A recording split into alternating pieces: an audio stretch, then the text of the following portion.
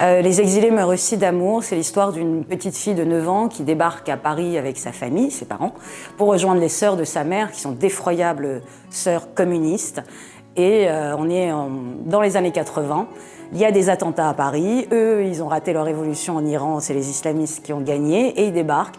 Et c'est la petite fille qui va appréhender l'exil, l'identité, qui va découvrir que sa famille, elle ne la connaissait pas, qu'ils sont tous plus effroyables les uns que les autres. Et c'est l'histoire de son émancipation et comment elle va réussir à rassembler tous les morceaux qui la constituent pour devenir quelqu'un sans être liée ni à son pays d'origine ni à son pays d'accueil. C'est l'histoire d'une liberté.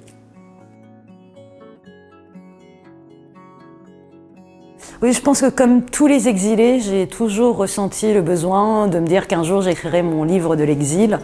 Et là, dans cette configuration avec le drame des migrants, j'avais envie de transformer le drame des migrants en tragique comédie des exilés. J'avais envie de créer un livret dramatique pour les exilés, de les réhumaniser, parce qu'on oublie, à force de les sacraliser, que les exilés sont des hommes comme les autres, qui aiment, qui détestent, qui ont même parfois des idées à la con, et qui peuvent être aussi des êtres détestables. Donc réhumaniser l'exilé, c'est le désacraliser, et c'est le meilleur moyen d'y arriver.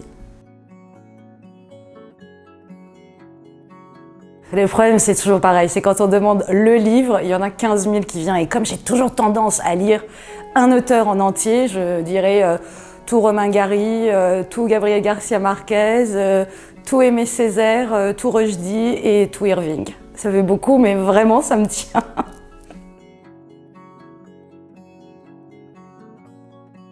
Inévitablement, je pense que le premier livre que j'ai lu en français pour apprendre le français dessus, c'est Les Misérables de Victor Hugo. Donc j'avais 8-9 ans et je pense que toute ma vie, le livre qui aura fait la transition entre l'Iran et la France et qui en même temps m'aura permis de comprendre mon exil, c'est définitivement Les Misérables de Victor Hugo.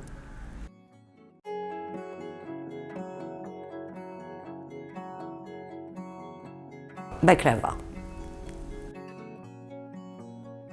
Houmous.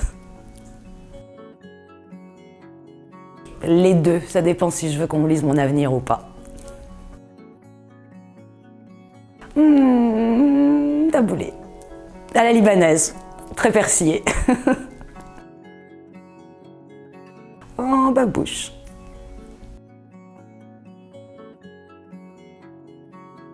Ah bah, ça va être la grande découverte de février 2019, c'est ma première. Donc premier roman, premier salon, je suis ravie.